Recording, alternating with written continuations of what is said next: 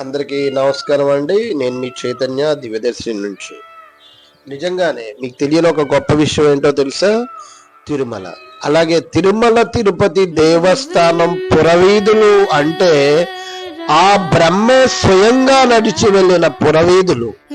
ఈ పురవీధుల్లో చాలా మంది సామాన్య భక్తులు చెప్పులు వేసుకుని నడుస్తున్నారు అనే దృశ్యాన్ని మేము నిన్న తిలకించడం జరిగింది. మేము చాలా బాధపడ్డాం ఈ దృశ్యం చూసి. బ్రహ్మ కడిగిన పాదము, బ్రహ్మము తానైన పాదము, ఆ అఖిలాండ కోటి బ్రహ్మాండ నాయకుణ్ణే ఆ బ్రహ్మంతడి వాడే వచ్చి కాళ్ళు కడిగాడు అంటే అది ఎంత గొప్ప విషయమో తెలుసా? అలాంటి స్వామివారు నడిచిన నేల, ఆ నేలని మనం సృష్టిస్తే చేత్తో తాగితే అన్ని రకాల రోగాలు పాపాలు ఉపశమనం అయిపోతాయి. అదొకటే కాదండి, స్పిరిచువల్ గానే కాదు, అసలుగా తీసుకుందాం.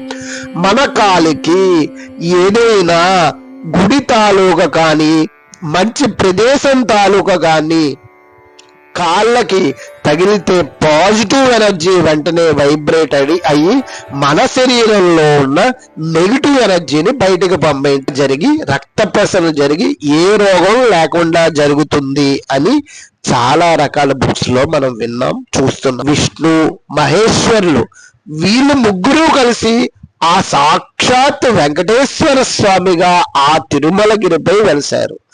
ఆ తిరుమలగిరి చుట్టుపక్కల ప్రాంతం అంతా ప్రతిరోజు మనకు తెలియకుండానే దేవతలు ఏదో గాలి రూపంలో, ఆత్మ రూపంలో, వాయు రూపంలో, నీటి రూపంలో, అగ్ని రూపంలో ఆకాశం నుంచి వస్తూ వెళ్తూ ఉంటారని మీకు తెలుసా?